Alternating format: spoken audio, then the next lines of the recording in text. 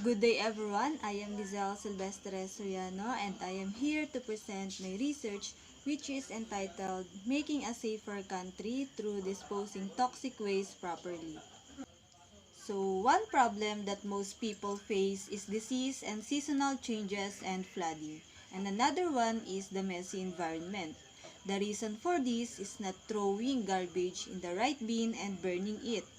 That's why this research or study should be conducted in order to show the garbage that we throw away that should be regulated and to show what disease we can get from improper garbage disposal and messy environment so that people should know what to do to avoid this kind of thing.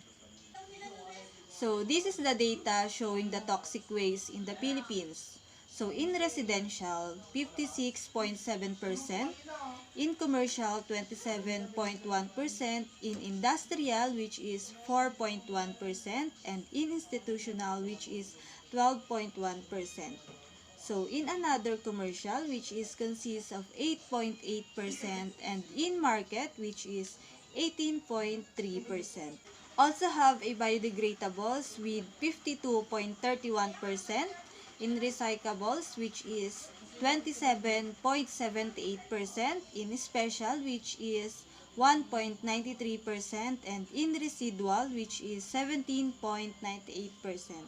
Also, and another toxic waste is the paper and cardboard which is 8.70%, plastics with 10.55%, and in metals which is 4.22%, in glass 2.34%, and textiles which is 1.61%.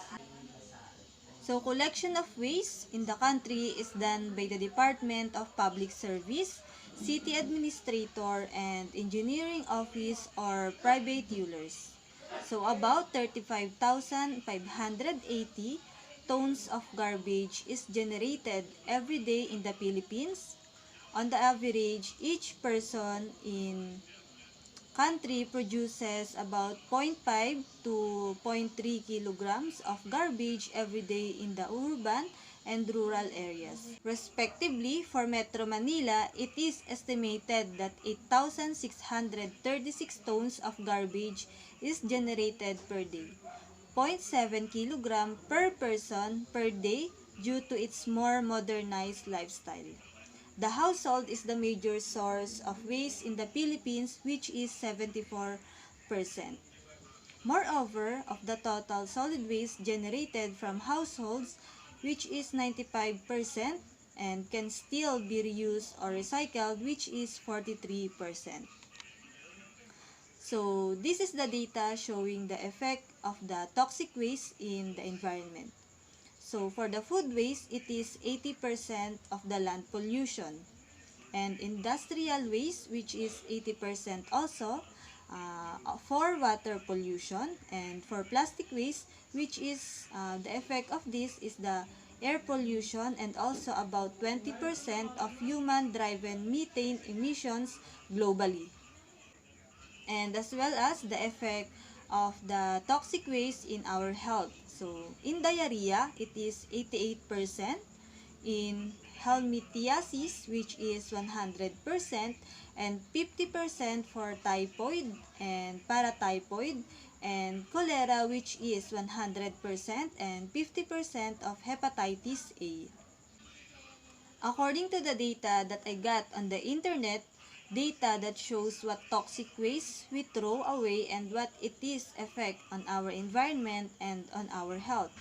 It is sad because we can make the way to destroy our wealth.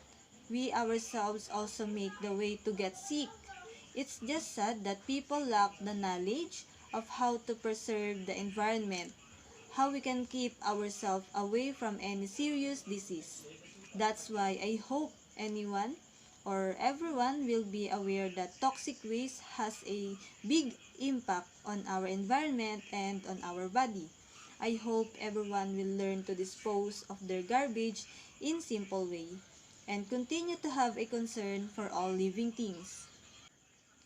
Therefore, I hope that People launch a creative social marketing programs which are enforced by a system in place and consistent public policies. Strategies could include barangay outreach programs, barangay sessions or assembly, infuse values formation among household in the importance and practice of segregating waste.